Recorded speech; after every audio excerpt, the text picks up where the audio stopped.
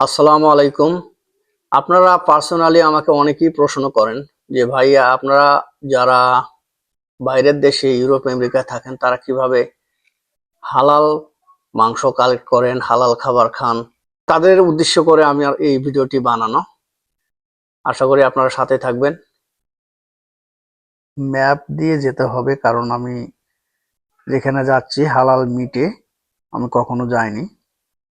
তো এখান থেকে মোটামুটি দেখাচ্ছে 35 মিনিটের মতো, খুব বেশি দূরে না। ডাউনটাউনে যেতে যেতে আপনাদেরকে সব দেখানোর চেষ্টা করব। ডিসক্রিপশন বক্সে ঠিকানাটা দেব। আপনারা যারা ফ্লোরিডার টেম্পার আশেপাশে আছেন, ইচ্ছা করলে তারা হালাল মাংস কালেক্ট করতে পারবেন। ওয়েদার খুব সুন্দর, রৌদ্র উজ্জ্বল ওয়েদার।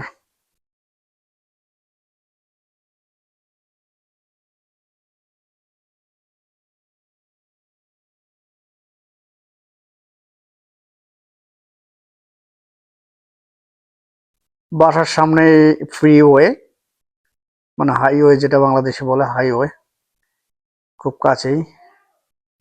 2 মিনিট পরে হাইওয়েতে উঠবো।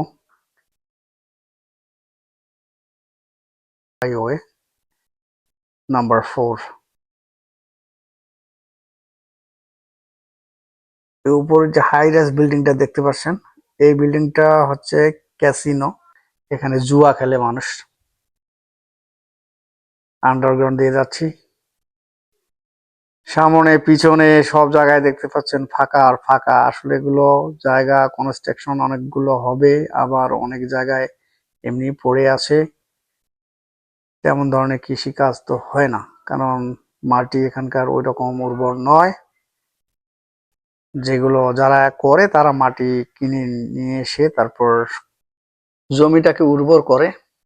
সবুজ আছে অনেকটাই বাংলাদেশের মতোই, আমি বারবার এই কথাটাই বলি, কারণ গাছগাছলা অনেক। কিন্তু গাছ একটা গাছও দেখবেন যে বাংলাদেশের মতো না, গাছগুলো ঠিক আমেরিকান গাছের মতোই।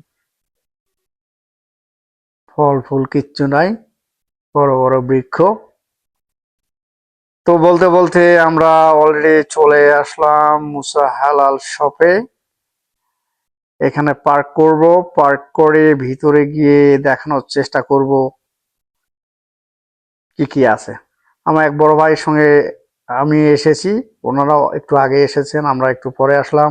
আমাদের খাসি নেওয়া হয়ে গেছে। তো খাসি জবাই, উনি ফোন দিলেন আমাকে যে খাসি জবাই হয়ে গেছে। তো এখন ছিলাছিলির ব্যাপারটা আছে, ভিতরে ঢুকলাম। দেখেন এই স্টোরের মালিক হচ্ছেন আফ্রিকান আমেরিকান মুসলিম। এনার সব স্টাফই হলো কৃষ্ণাঙ্গ, উনি নিজেও কৃষ্ণাঙ্গ, আফ্রিকান আমেরিকান।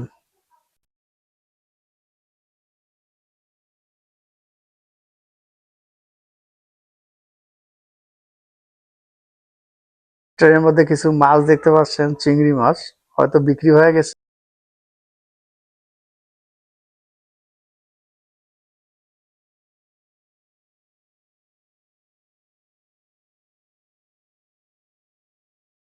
আস্তে আস্তে গরু জবাই করে ঝোলায় ঝোলায় রাখছে। তারপর খাসি।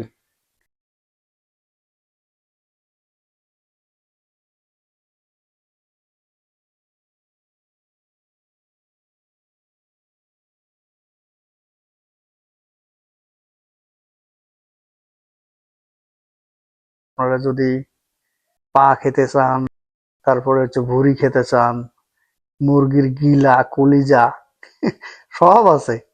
বাংলাদেশেও হয়তো পাওয়া যায়, এগুলো বাংলাদেশে বেশি পাওয়া যায়। এই যে দেখেন জ্যান্ত মুরগি, এইটা মুরগি। আপনার যেটা ইচ্ছা এটা ধরবেন, ধরে জবাই করে নেবেন, নিয়ে খাবেন। কোয়েল আছে, মুরগি আছে, কবুতর আছে, তারপর বক পর্যন্ত নাকি পাওয়া যায়। মানে এমন একটা জিনিস নাই যে পাওয়া যায় না, এখানে হালাল সবেই। এই যে থরে থরে মাংস সাজানো।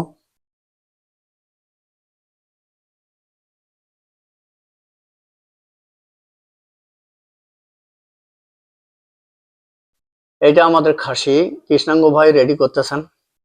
এরা প্রথমে একটু সমস্যা করছিল ভিডিও করার জন্য, পরে অনুমতি নিয়েই করলাম, কারণ রক্ত টক্ত আছে তো এগুলো আসলে সমস্যা। এই বাইরে যে আউটফিল্ডটা দেখতে পাচ্ছেন, এটা এরা এখান থেকে এখানে ট্রান্সফার করবে। এটা কনস্ট্রাকশন চলতেছে। এই বিল্ডিংটা এখান থেকে যাবে, অনেক বড় এরিয়া নিয়ে করতেছে। মাংস আমাদের রেডি, আমরা এখন মাংস নিলাম। তড়িঘড়ির কারণে ভিডিওটা করা হলো না। এখন আমরা যাচ্ছি খাইতে।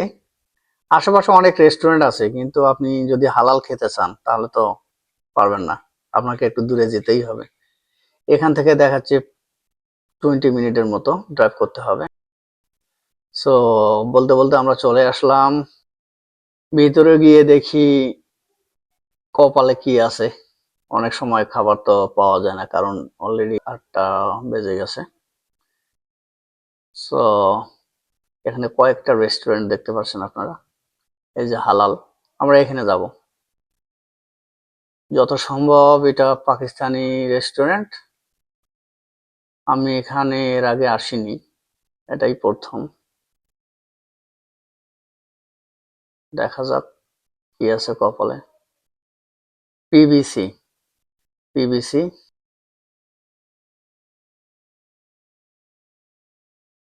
একদম ফাঁকাই বলা যায়, রেস্টুরেন্টে তেমন লোক দেখতেছি না।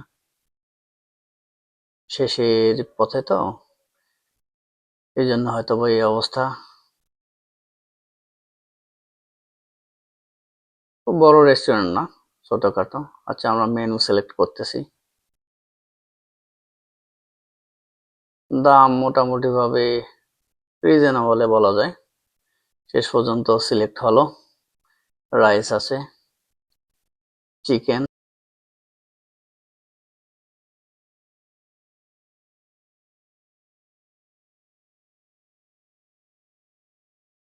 খাওয়া দাওয়া শেষ, আমরা বাসার দিকে রওনা হচ্ছি।